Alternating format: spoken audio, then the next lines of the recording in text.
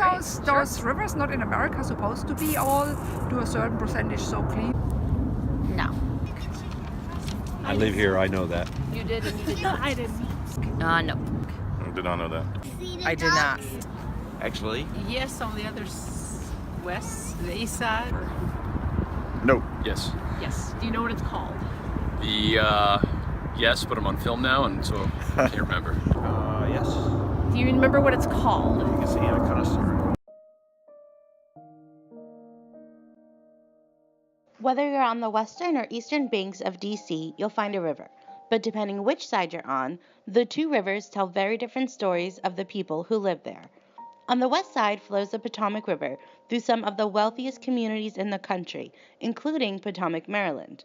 On the east side flows the Anacostia River through some of DC's poorest communities where poverty rates are 3 times higher than anywhere else in the city.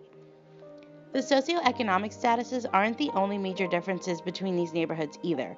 The racial demographics are equally as opposite.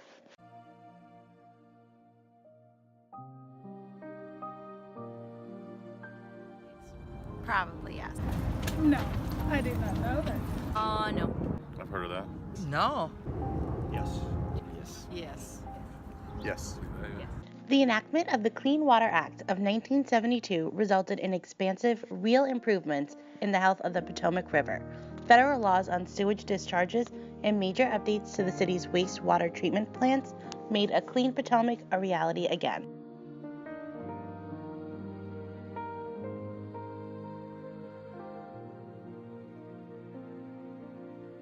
While the Potomac still isn't a pollution-free river today, the government's cleanup efforts have been largely successful, which is in stark opposition to the governmental cleanups on the Anacostia River.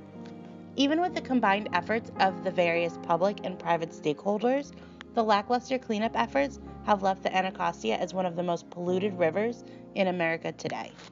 A lot. Daily. We pulled some crazy things out of the river: automobiles, shopping carts, refrigerators, couches. Well, sometimes, like rotting trash. Yes. Also an odor coming, well, the water. You know, definitely from the water, yeah. I would compare it to, similar to sewage or something at a water treatment facility. Sometimes in the summertime, like when it's hot outside, like you can actually like smell the river, smell like the trash in it. Throughout Anacostia's history, rapid population growth and development of the nearby agricultural and urban industries led to more pollution and destruction of local waterways. Today, the biggest pollution challenges stem from invisible pollutants, stormwater runoff and combined sewer overflows, and excessive littering.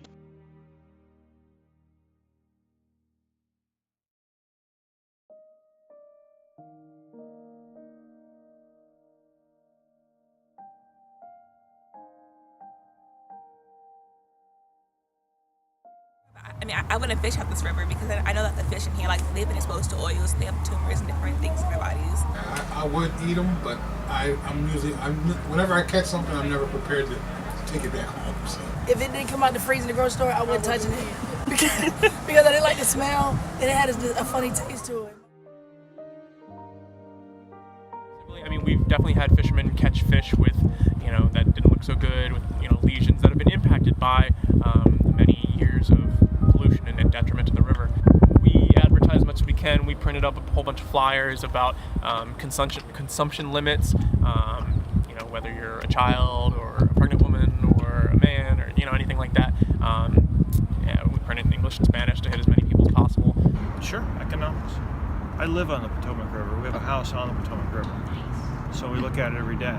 And so if we're over there in Anacostia and stuff like that, it's the neighborhoods, it's the real estate. It's like out of sight, out of mind. It's sort of the thing here. Oh, for sure. Look around. I mean, come on. Yes. Yes, no doubt. While the government has had little success in cleaning the river, the major changes that have taken place are due to the efforts of local NGOs like the Anacostia Watershed Society. The development of the Anacostia River Cleanup and Protection Fund has also led to new watershed education programs, stream restorations, and trash collection projects. As helpful as the trash traps have been, It's easy to see that they're still flawed, as river banks remain heavily littered with trash and debris. The Anacostia Watershed Society's newest project, Waterway to 2025, aims to have a swimmable, fishable river within the next 8 years. No. It would take, I think, a great effort. As long as you have people participating, I think it could be very obtainable and not give up. Once you see another milestone coming along, I think it'll be okay. Teamwork. As positive as the future looks for the health of the Anacostia waterways, we can't help but to wonder, what about the residents' future? Will the cleanup efforts only further gentrify an area currently struggling to get by? Will the new waterfronts and development projects push out the low-income residents who have been living here for decades, as we've seen happen so many times before? Unfortunately, we don't have the answers to these questions just yet, but we can only hope that history will not be doomed to repeat itself for the Anacostia residents.